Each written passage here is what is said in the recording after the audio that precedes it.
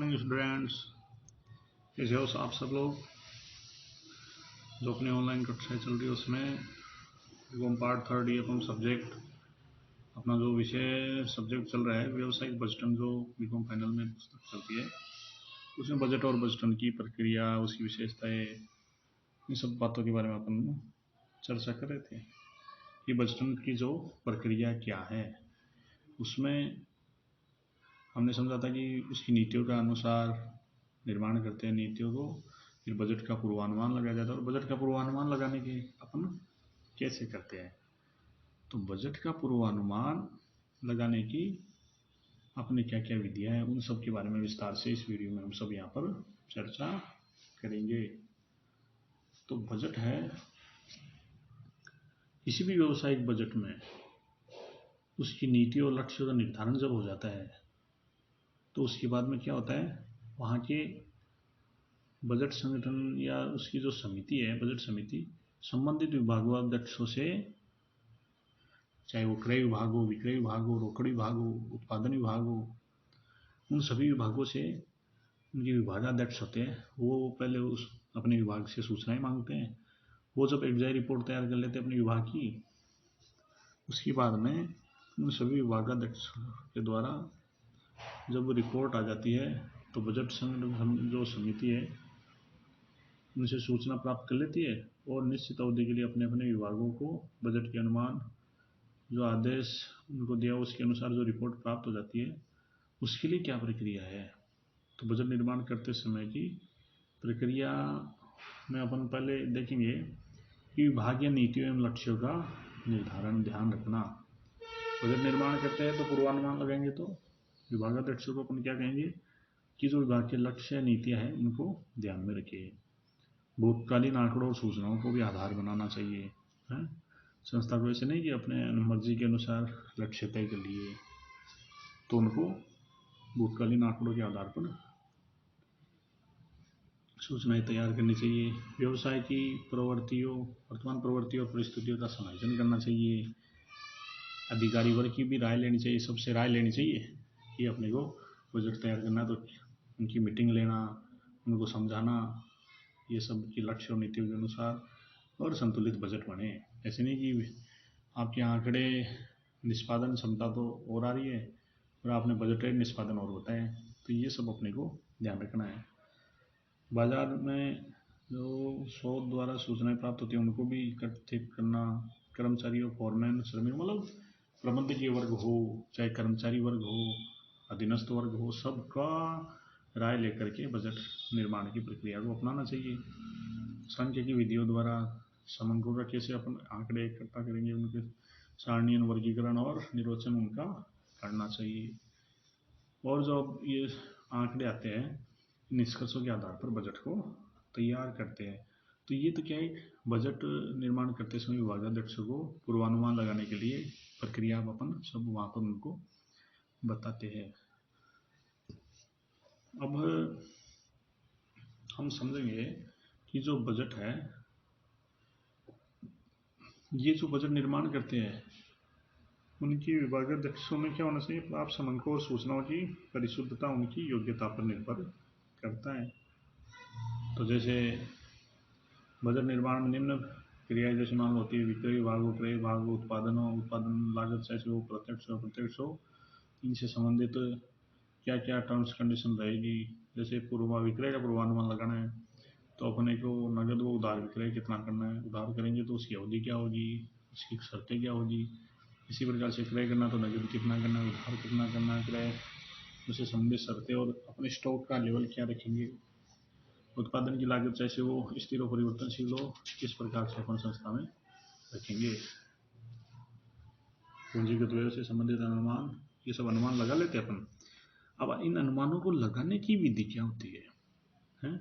Budget पूर्वानुमान की विधि क्या है, उन विधियाँ अपने को जैसे 4-5 विधियाँ दी हुई है, उन सब के बारे में अपन एक एक करके चर्चा करेंगे। तो सबसे पहला है विभागाध्यक्षों की राय लेना, विभागाध्यक्षों की राय विधि। तो विभागाध्यक्ष क्या करते हैं, विभागाध्यक्षों की जो होते हैं वो किसी भी संस्था में अपने विभाग के मुखिया होते हैं। तो उनके अनुसार बजट जब अपन तैयार करते हैं कि बजट अपने को तैयार करना है, किस प्रकार से करना है, तो इनसे अपन राय लेंगे। तो यह विधि क्या है, इसके क्या लाभ है और इसके क्या दोष है, वो सब अपन यहाँ पर चर्चा करेंगे। तो विभागाध्यक्ष, क्योंकि अपने उसको अपने विभाग की सारी संपूर्ण जानकारी होती है, तो जब ये जानकारी होती है तो अपन उसके अनुभव, उसके ज्ञान, कौशल, योग्यता और दूरदर्शिता के आधार पर अपन क्या कहते हैं, विभागीय बजट के लिए पूर्वानुमान करने में भी वो दक्ष और सक्षम होते हैं। विभागाध्यक्ष मुखिया होने के नाते वो अपने सारे विभाग का बजट तैयार कर सकता है। और अगर उसके सहयोग अपने को अच्छे से मिले, तालमेल बना रहे सभी विभागों में, तो फिर अपना पूरा बजट, मास्टर बजट जो बनेगा वो सही आंकड़े प्रदर्शित करेगा, अन्यथा नहीं। तो जब विभागाध्यक्ष से अपन राय लेकर के तैयार करते हैं और जब वो बजट समिति को पेश करते हैं, तो इससे क्या होगा, पूर्वानुमान में आंकड़े फिट बैठेंगे। तो इस विधि के लाभ क्या क्या है, तो लाभ के अंतर्गत क्या हो सकते हैं। पहला लाभ तो ये है कि वो उस संस्था से जुड़े हुए, मान लो उस विभाग से जुड़े हुए कितने वर्षों से जुड़े हुए हैं, तो उनको ज्ञान रहता है, उनको दूरदर्शिता रहती है अपने विभाग के बारे में कि पिछले साल अपने इनको इस प्रकार से कामकाज कराया था और ये अपने को फायदा हुआ था। तो उनकी योग्यता, अनुभव और दक्षता का पूर्ण रूप से अपने को लाभ मिलेगा। दूसरा क्या हो सकता है, व्यवसाय का पूर्वानुमान भी वो सही तरीके से वो विभागाध्यक्ष लगाएंगे तो संस्था का पूर्वानुमान भी फिट बैठेगा। इसी प्रकार से बजट निर्माण का कार्य सरल हो जाता है। अपन बजट समिति बनाए, अगर ऑफिसों में बैठ, एक चैम्बर में बैठ करके बजट बनाएंगे तो फिर वो बजट सही आंकड़े प्रदर्शित नहीं करेगा और संस्था को हानि की तरफ भी धकेल सकता है। बजट निर्माण में सभी विभागों का सहयोग आसानी से प्राप्त हो जाएगा। अगर विभागाध्यक्ष की राय ली है तो सबसे फायदा ये है कि अगर राय लेने के उपरांत उसने जो बजट तैयार किया है उसमें अगर ज़्यादा अंतर आए तो अपन उसको उत्तरदायी भी ठहरा सकते हैं। अपन ने समझा था ना कि बजटन में उत्तरदायित्व है, बजट से निर्धारित होता है, अधिकार निर्धारित होते हैं, तो उत्तरदायित्व भी है, कर्तव्य भी उनके बन जाते हैं कि अगर गलत अनुमान उनके पूरे बैठे, कुछ हद तक तो हो सकता है, पर अगर पूर्णतः गलत हो तो फिर उनको उत्तरदायी ठहरा सकते हैं। और ये विधि क्या है कि एक खर्चीली भी नहीं है, समय भी कम लगता है, क्योंकि वो फटाफट अपने विभाग से सूचनाएं मांग करके तुरंत रूप से बजट का निर्माण करवा सकते हैं।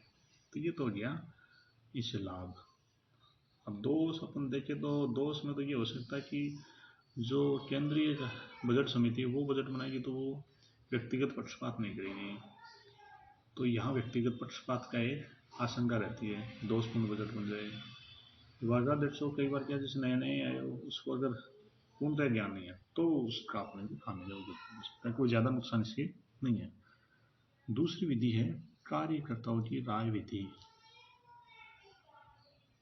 या कर्मचारी, मतलब ये जो होते हैं कार्यकर्ता कौन होते हैं, कार्यकर्ताओं में अपन किसी भी संस्था के, व्यवसायिक संस्था के प्रत्येक विभाग में कार्यरत, चाहे वो अधिकारी वर्ग हो, अधीनस्थ वर्ग हो, सुपरवाइजर, फोरमैन या अन्य कोई भी कर्मचारी हो, इन सबको अपन शामिल करते हैं। और ये वास्तव में वर्कर तो यही है, कार्यकर्ता ही। विभागाध्यक्ष मान लो काम करवाए, केंद्रीय बजट समिति अगर चेक करे तो वो तो आदेश निर्देश देती है, उनकी लीडरशिप का फायदा मिलता है अपने विभागाध्यक्ष को, लेकिन कार्यकर्ताओं को भी अगर अपन शामिल कर ले इसमें मुख्य मुख्य, तो फिर क्या होगा, अपने को बजट निर्माण में आसानी रहेगी और अपने आंकड़े फिट बैठेंगे और संस्था के लाभों में भी वृद्धि हो सकती है। तो इस प्रकार से हम देखेंगे कि कार्यकर्ताओं की राय लेने से क्या होगा, क्या क्या इसके फायदे हैं। तो इससे क्या है कि बजट पूर्वानुमान में सभी कार्यकर्ताओं के अनुभव, योग्यता, वही उसके फायदे मिलेंगे। संस्था को, कर्मचारी, अधिकारी को सही बजट पूर्वानुमान में भी क्रियात्मक भूमिका उनकी रहेगी, क्योंकि उनके आंकड़े वो नज़दीक रहेंगे। कर्मचारी का मनोबल में वृद्धि होती है।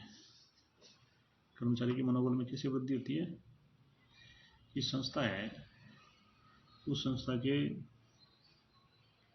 कर्मचारियों को अगर अपन कहेंगे कि बजट निर्माण में हम आपको शामिल कर रहे हैं तो उनको ऐसे रहेगा, मतलब वो उत्साह रहेगा कि उच्च स्तरीय प्रबंधक अपने को अपने निर्णय में प्रक्रिया में शामिल करता है। और हम उनको अपनी वास्तविकता के बारे में बता सकते हैं।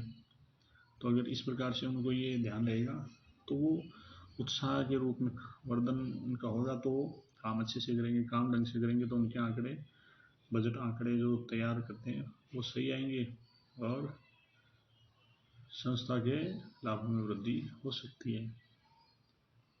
तो सही अनुमान बैठा सकते हैं, उनके मनोबल में वृद्धि होगी और संस्था के सभी कर्मचारी की सक्रिय भूमिका भी इसमें शामिल होगी। नहीं निष्क्रिय पड़े रहते हैं कई, तो पता ही नहीं रहता संस्था में आ रहे हैं जा रहे हैं, बस ठीक आए गए चले जाते हैं, तो उनके सक्रिय भूमिका अपने को प्राप्त हो सकती है। लास्ट में अपन देखेंगे इससे और क्या फायदे बजट निर्माण में। पक्षपात नहीं रहता। पक्षपात क्योंकि एक एकल व्यक्ति के द्वारा भेजा जाता है ना रिपोर्ट, हर व्यक्ति अपने हिसाब से उनके कर्मचारी की राय ली जाती है, तो बजट का आंकड़े सही आएंगे और उत्तरदायित्व का निर्धारण भी हो पाएगा। तो इसमें दोष तो क्या हो सकते हैं, इसमें दोष ये है कि सभी कर्मचारी को बजट संबंधी पर्याप्त जानकारी नहीं होती। अगर वो हमेशा करते आ रहे हैं बजट का निर्माण तो उसको ठीक है, अदरवाइज तो फिर उस संस्था के जो बजट संबंधी आंकड़े आएंगे वो निष्पादन क्षमता के नज़दीक नहीं बैठेंगे। इसी प्रकार से व्यक्तिगत पक्षपात की भी इसमें संभावना रहती है। और अधिक खर्चीली भी है। खर्चीली कैसे, क्योंकि अब बजट निर्माण के लिए अपन मान लो निम्न स्तर के कर्मचारी से काम लेंगे तो उनसे वो डेटा मंगाएंगे, उसको उसी में शामिल कर लेंगे, तो अन्य कार्य वो नहीं कर पाएंगे। उस कारण से हो सकता है कि छोटी संस्थाओं के लिए ये सही नहीं हो। बड़ी संस्था और पूर्वानुमान में ना से विलम्ब से जल्दी से अपने को बजट तैयार करना है, अब अपन निम्न स्तर से सूचना इकट्ठी करेंगे तो फिर टाइम लग जाएगा। लास्ट है इसकी मतलब तीसरी विधि है बाजार शोध विधि।